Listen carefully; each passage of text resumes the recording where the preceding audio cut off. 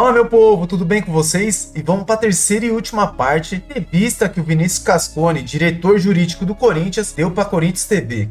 Cara, ele fala de tudo lá, RCE, name rights da Arena, Mário Bob, só polêmicas, mas ele explica tudo. Fica aqui no Corinthians Informa e vamos ver esse vídeo agora.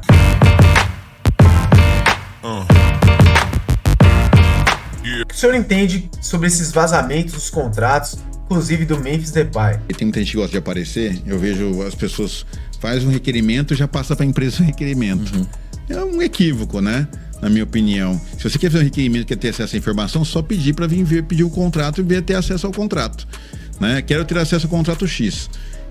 Vem aqui, pede para ver, né? Sem tirar cópia, sem bater foto, porque realmente as pessoas estão compartilhando e colocando na imprensa contratos que são sigilosos.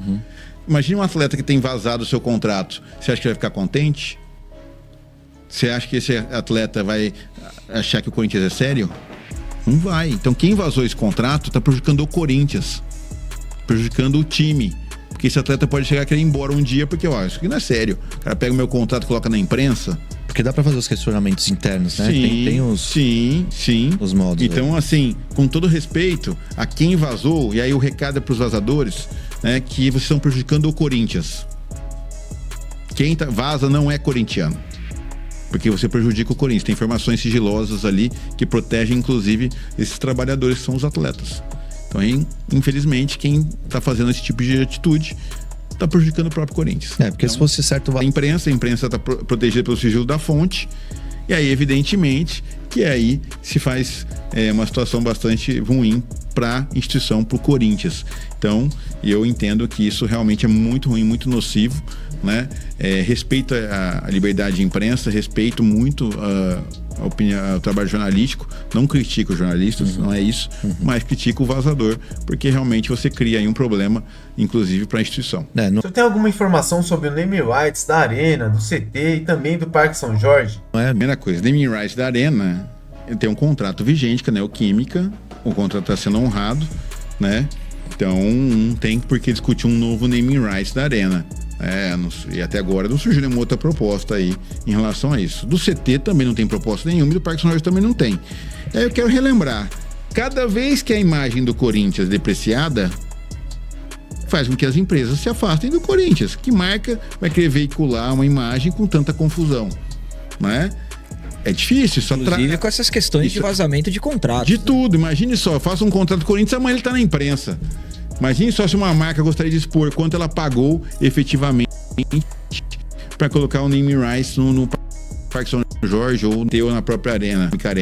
Então a gente tem que ter essa responsabilidade. Tudo isso faz parte de um processo.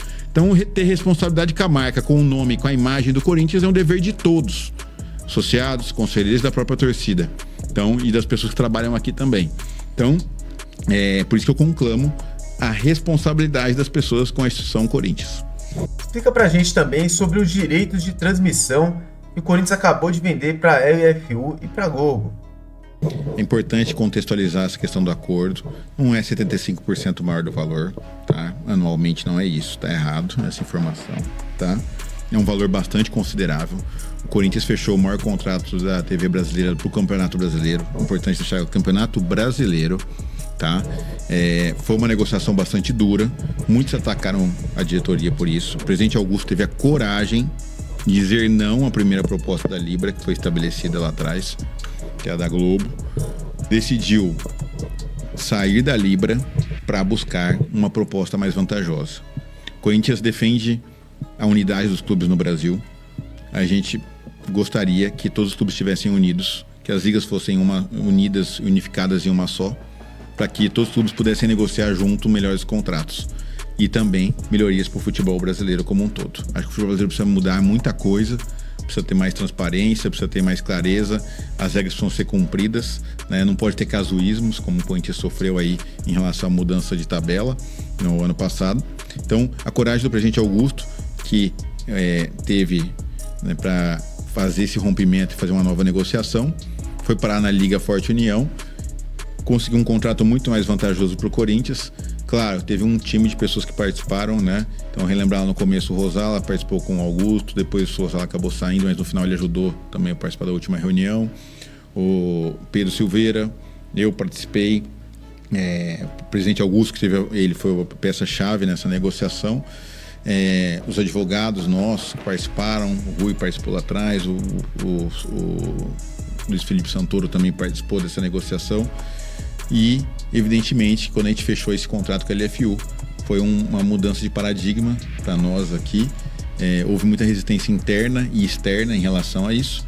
E a gente conseguiu romper essa barreira e no final, vocês não vão passar na Globo e não vão passar. Sim, nós íamos passar na Globo, porque justamente tinha a história da lei do mandante. E a Libra tinha 8 clubes ali na primeira divisão que poderiam passar os jogos do Corinthians como mandante, né? Então, nesse ponto importante, essa história não era verdadeira. E, evidentemente, que ao final a gente conseguiu aí chegar num ponto importante, que foi o fato de que a Globo acabou comprando também o pacote da LFU.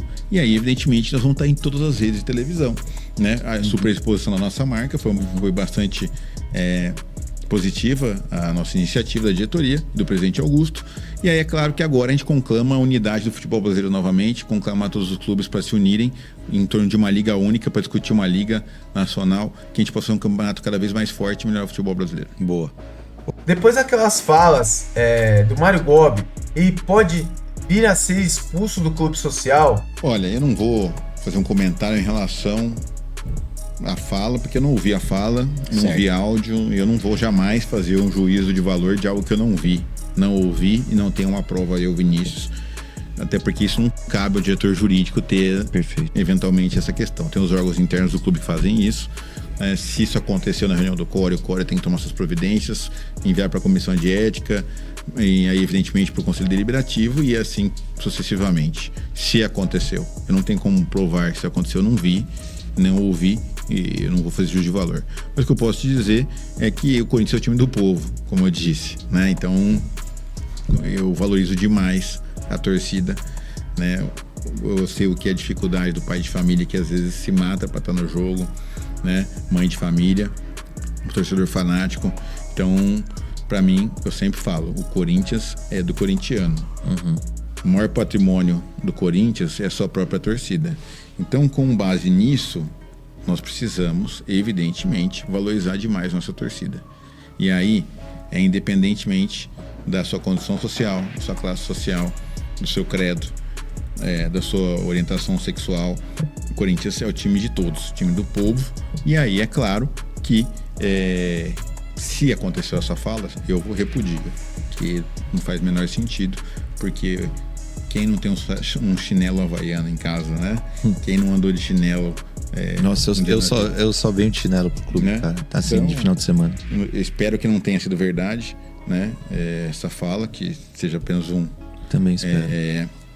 Na verdade, uma informação falsa, mais uma, né? Porque realmente, se for verdade, é muito triste para a história da nossa torcida, do nosso associado, do corintiano como um todo. É isso aí. E ao invés de ficar reclamando, eu comprei o título e vim pra cá. E eu faço convite para todo corintiano. É isso.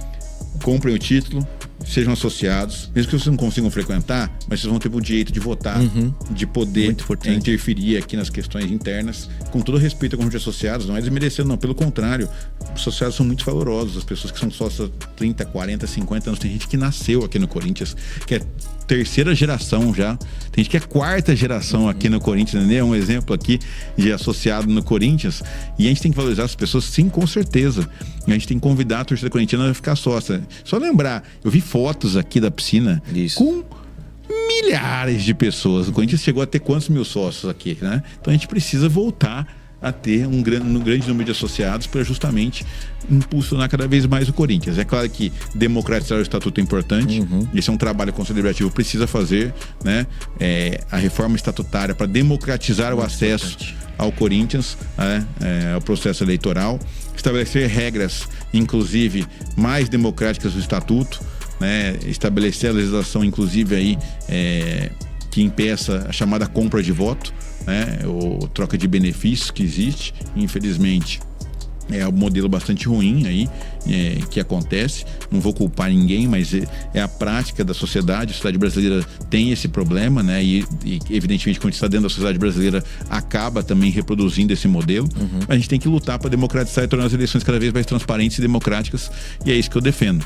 O senhor poderia falar sobre os relatórios da Ernst Young, também o estacionamento da Arena e a intermediação da Taunsa com o Corinthians? Olha, eu não sei sobre a Taunsa, quem foi intermediário ou não tenho conhecimento, não tem como falar isso, certo? Então essa eu já descarto. Sobre o estacionamento do que? Da Arena? Eu acredito que sim. O da Arena tem um contrato vigente, eu acho que ele pode ser melhorado, eu sempre falo isso. Tem um problema de acesso lá na E5 principalmente, que envolve o estacionamento, que envolve a questão da CET, precisa ser melhorado aquele acesso, realmente é muito ruim o acesso ali. Isso cria dificuldades para a torcida. Então, esse é um ponto. O contrato de estacionamento é um contrato que eu não vou ficar debatendo publicamente. Não dá.